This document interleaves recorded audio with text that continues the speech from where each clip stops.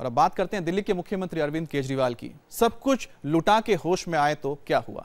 केजरीवाल के विरोधी उन्हें इस वक्त यही गाना याद दिला रहे हैं। एमसीडी चुनाव में हार ने केजरीवाल एंड पार्टी को ऐसा झटका दिया है कि अब वो खुद को बदलने की कोशिश में है। वजह साफ है, हार पर हार और पार्टी में इस्तीफों का दौर।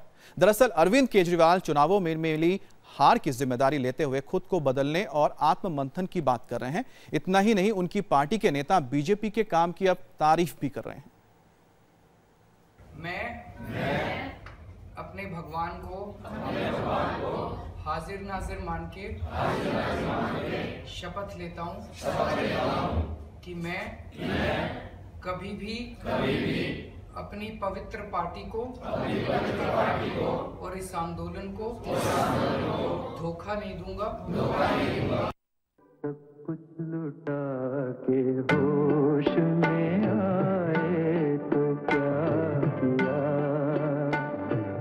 सब कुछ लुटा के होश में आए तो क्या किया। हार का डर क्या होता है, इस कसम से पता चलता है। एमसीडी चुनाव में हार के बाद दिल्ली के सीएम अरविंद केजरीवाल कुछ इस तरह से डरे दिखे। इस हार के बाद केजरीवाल पार्टी और खुद को भी बदलने की कोशिश में जुट गए हैं।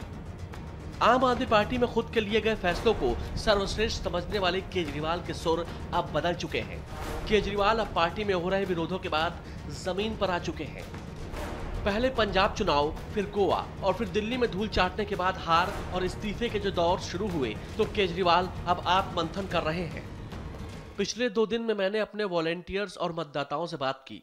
सच्चाई एकदम साफ है, हमने गलतियां की, लेकिन हम आत्ममंथन कर सुधार करेंगे।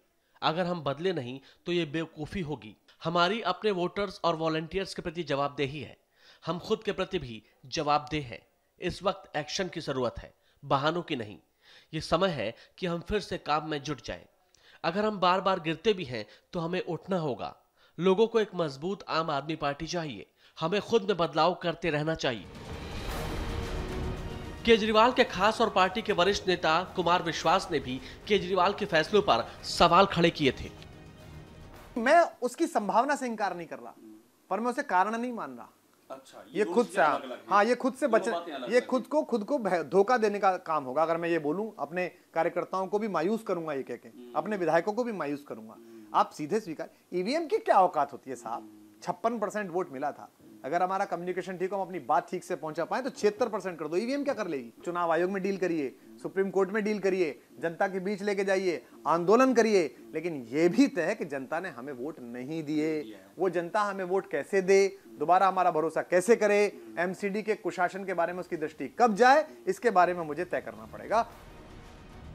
आम आदमी पार्टी हमेशा विरोधी बयानों के तौर पर पहचानी जाती थी। खास करके बीजेपी को दुश्मन नंबर 1 समझना और पीएम मोदी का विरोध करना पार्टी नेताओं की आदत बन चुकी थी। पिछले दिनों यूपी के सीएम योगी आदित्यनाथ के फैसलों की तारीफ करके अलग ही अंदाज पेश किया। यूपी सरकार से सीख लेते हुए मनीष सिसोदिया ने भी महापुरुषों के नाम पर छुट्टी खत्म कर दी।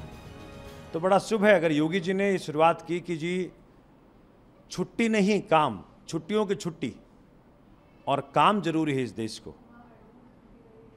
तो अगर मनीष जी ने इस बात को, इस चीज़ को दिल्ली में अप्लाई करने का फैसला किया है, ये शुभ है।